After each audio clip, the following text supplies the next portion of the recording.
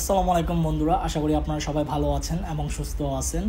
Suzuki GSX এর বাইকটি বিক্রি হয় না কেন বা বিক্রি হচ্ছে না কেন সেটা আজকের ভিডিওতে আমি বলে দিব। আসলে এই কথাটা বলতে গেলে অনেক সময় হাসি ওঠে, কারণ অনেক কারণ আছে বাইকটার বিক্রি হয় না, বাট মেন যে কারণটি সেটা আমি বলতেছি। তবে এখনও পর্যন্ত যারা আরমান সারোয়ার ইউটিউব চ্যানেলটি সাবস্ক্রাইব করে নাই তারা অবশ্যই আরমান সারোয়ার ইউটিউব চ্যানেলটি সাবস্ক্রাইব করে ফেলবেন, যেন পরবর্তী আপডেট নোটিফিকেশন পেয়ে যান।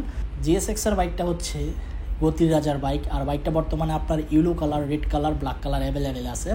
এটা হচ্ছে অফিসিয়াল বাইক।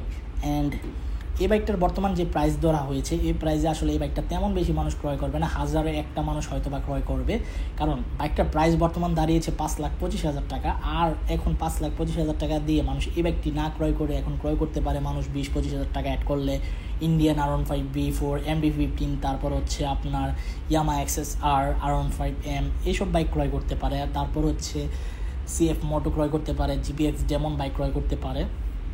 তাহলে শুধু কেন এই বাইকটি ক্রয় করবে? এই বাইকটার মধ্যে কতগুলা খুঁত মানুষ ধরে দেখেন।